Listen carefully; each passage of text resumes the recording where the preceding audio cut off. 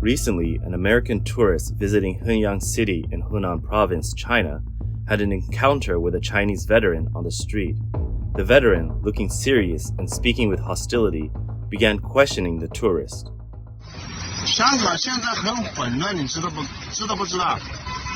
Do you know how chaotic Hong Kong is now? It's all messed up because of you Americans. Do you know that? Why do you Americans live so comfortably in our China and still allow your fellow Americans to cause trouble in our Hong Kong? Can you answer me? Can you? What right do you have to interfere with Hong Kong and Taiwan's affairs? I'm being very polite to you today. I'm talking to you seriously. I'm from Hengyang, Hunan, and I'm a patriotic citizen. Why do you Americans treat us Chinese like this? Why aren't you answering me when I'm asking you a question? Why aren't you answering me? Faced with such aggressive questioning, the American tourist seemed a bit at a loss. He tried to stay calm and replied briefly, "I'm very busy." However, this response did not quell the veteran's anger. He continued to press, "What are you busy with? Do you know that you Americans are bullying us Chinese?" The American tourist chose not to respond further, trying to avoid escalating the conflict. The veteran's aggressive questioning might have been influenced by CCP propaganda. In November 2019, former US President Trump signed the Hong Kong Human Rights and Democracy Act, which the CCP saw as interference in internal affairs and accused the US of trying to mess up Hong Kong. This has fueled ongoing anti-American sentiment in China. Recently, there have been attacks on foreigners in China. For instance, in a park in Jilin Province, 4 American teachers were assaulted. In March this year, an Apple flagship store opened in front of Jing'an Temple in Shanghai at 7 p.m. Before the opening, a patriotic old lady angrily scolded the crowd of people lining up, accusing them of worshipping foreign goods. In a video, the lady harshly berated the young people in line, saying, "It's because of scum like you that we have to pay the price." Another person countered, asking, "Do you know how many jobs Apple brings to China every year?" The aunt, visibly agitated, retorted, "We don't need that," repeatedly emphasizing, "We have our own Huawei." The entire argument was recorded and posted online, with many onlookers applauding the aunt's patriotic stance. The outbreak of COVID-19 has also worsened those tensions. Some Chinese citizens believe the official narrative that the virus originated from an American lab and was brought into China by American soldiers. This view has widely spread, deepening the dissatisfaction towards the US among Chinese citizens. A social media user shared an experience taking a taxi. When discussing the pandemic, the driver said, "Damn Americans, if it weren't for them deliberately spreading the virus, we wouldn't have this pandemic. It's had such a huge impact on everyone these past 2 years." When the user asked why, if the US had deliberately spread the virus, the situation in the US was even worse, the previously talkative driver was suddenly speechless and unable to answer. These incidents reflect the tense atmosphere and complex sentiments in Chinese society. On one hand, the aggressors are mostly unemployed or so-called patriots who are already dissatisfied with domestic social issues, like ticking time bombs ready to explode.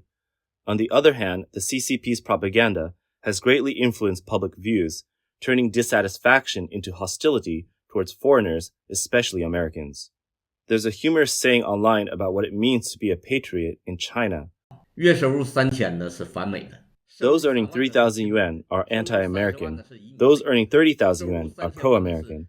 Those earning 300,000 yuan immigrate to America. And those earning 30 million yuan, after obtaining an American green card, return to China to incite those earning 3,000 yuan to be anti-American.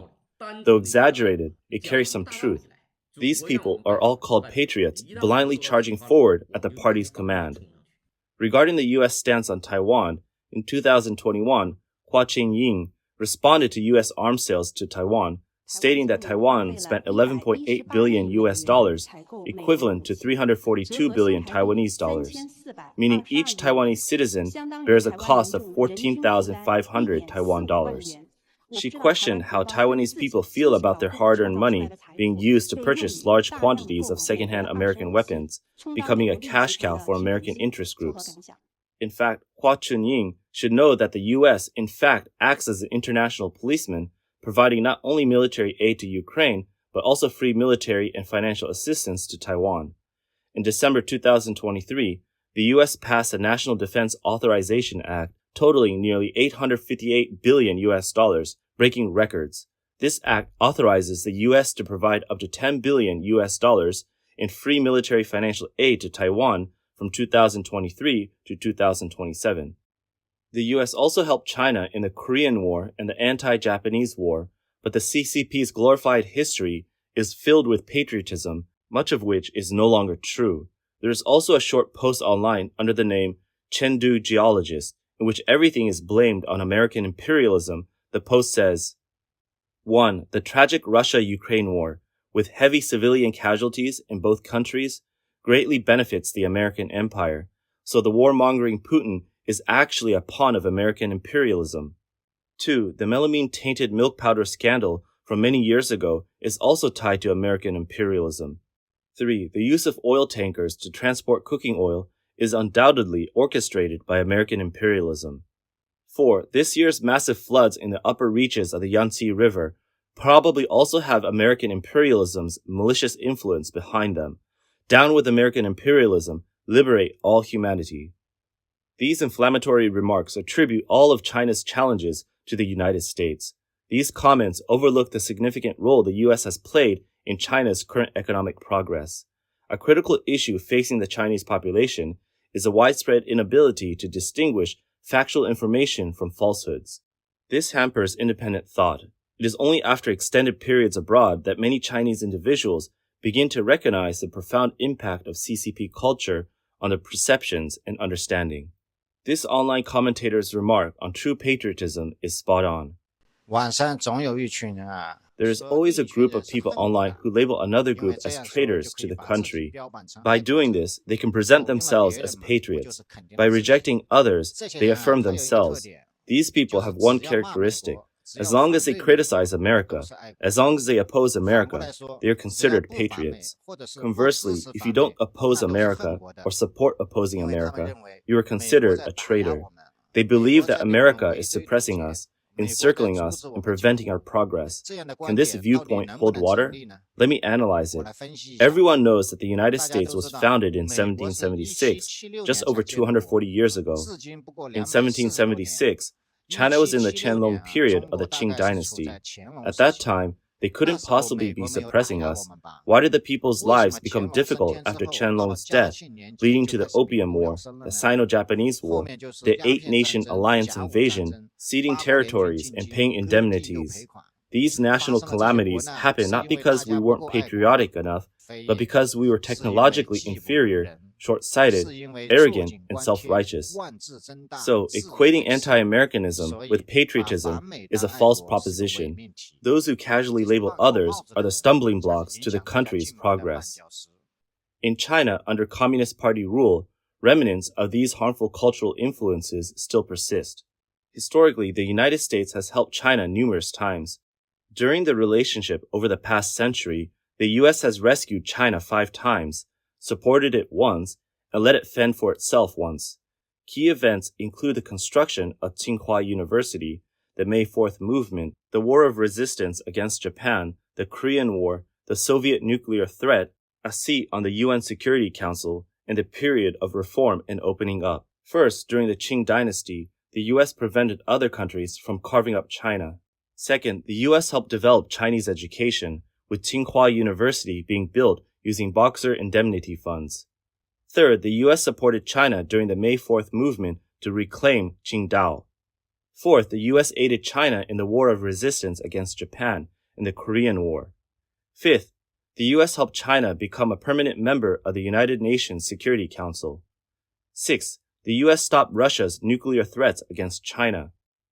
And seventh, after the reform and opening up, the US relaxed its embargoes on China, helping it become the world's second largest economy. However, the United States now expresses regret over its actions, acknowledging that its pursuit of economic gains helped create this monster of China. In 2001, developed countries allowed China to join the WTO, integrating it into the global market economy. Over the years, China has grown to believe it can dominate the world, becoming a huge, inefficient, and low-productivity authoritarian organization that has increasingly preyed on the world. This Chinese monster has also extended its control domestically, with over 300 million surveillance cameras across major cities, combined with AI and big data. Xi Jinping believes that even if China can't match the US in high technology, controlling people's lives and maintaining extreme stability ensures the regime's security. The monster has also grown stronger, leveraging its population of over 1 billion to extend its economic and military influence abroad. The Belt and Road Initiative uses Chinese money to aid countries like those in Africa, prompting some nations to reconsider China's international status. In October 2023, Germany's Federal Ministry for Economic Cooperation and Development announced that it would no longer classify China as a developing country, stopping preferential loans by 2026 and urging China to take on international responsibilities. Similarly, the U.S. Congress passed a bill earlier this year to push for China's status change from a developing to a developed country in international treaties and organizations. Although theoretically a recognition of China's rising power, China strongly resists this status upgrade. Developing and underdeveloped countries can receive international aid and have flexible obligations which China still wants to enjoy. Despite becoming the world's second largest economy, China refuses to be classified as a developed country, preferring to retain various international preferential policies. In recent years, CCP state media has intensified anti-American sentiment among the Chinese people. Since the start of the US-China trade war and America's restrictions on Chinese high-tech companies, many foreign investors have withdrawn. China continues to portray the US as a hegemonic power, interfering in China's internal affairs, such as the Taiwan issue. The two countries have significant disagreements on economic, trade, technological, and human rights issues. Chinese media frequently highlights US issues like gun violence, racial discrimination, and political division, further straining US-China relations. In reality, the Chinese not only oppose the US, but also foreign immigration policies. On February 27, China's Ministry of Justice released a draft for public comment on the regulations on permanent residence for foreigners, sparking public controversy.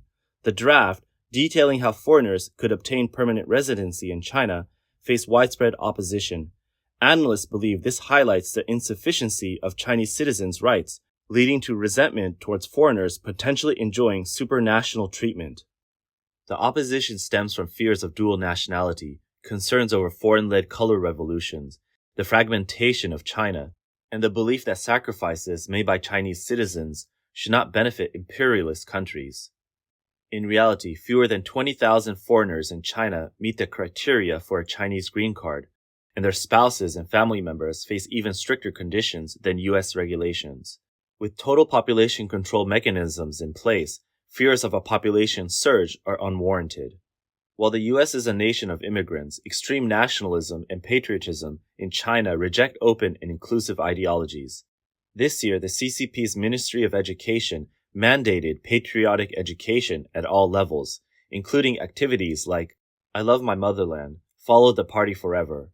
The CCP's long-term conflation of loving the party with loving the country has sparked strong criticism from the Chinese public. The CCP's xenophobic education has increasingly isolated China, pushing it towards a North Korea-like state. The Patriotic Education Law mandates patriotic education across public and private schools in China and Hong Kong, including foreign private schools. The new law aims to cultivate more patriotic young people to prevent future challenges to the CCP's power. Experts in education and industry note that the law reflects the Chinese authorities' anxiety over youth potentially challenging their power. The influx of foreign schools into China seems to be waning under the new regulations. The reality is that Chinese society is hierarchical, with the wealthy and powerful often oppressing ordinary people. The true enemy to the Chinese people are the enforcers of the CCP system, not foreigners.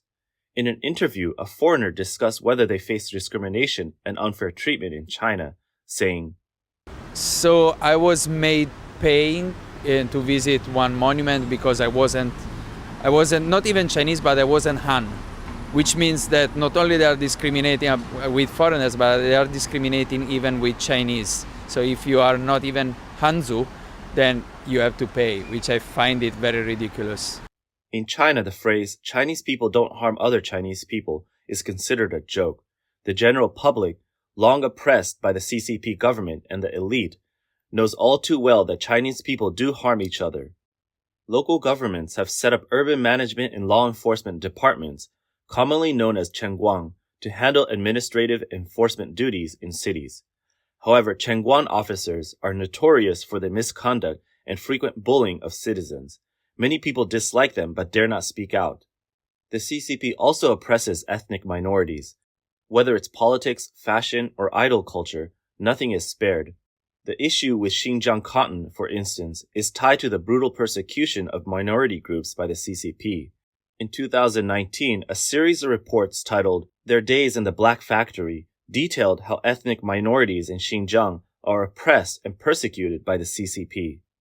There is a segment of Chinese society that, despite low wages and lack of personal assets, sees themselves as defenders of the nation. Influenced by nationalist sentiments and official propaganda, they harbor a victim mentality and extreme xenophobia, blaming foreign forces for all negative events. They refrain from criticizing local officials, but believe they control global affairs and passionately support national sovereignty and defeating perceived foreign adversaries. This group struggles to secure basic needs like land, property, jobs, healthcare, pensions, and freedom of speech, yet they act as if they are the true rulers of the country. One story illustrates how the Chinese government controls its people, a dying landlord asking his son how to handle complaining livestock. The son suggests improving their conditions, but the landlord says, "Just warn them that there is a constant, dangerous wolf outside. This will ensure the animals remain compliant."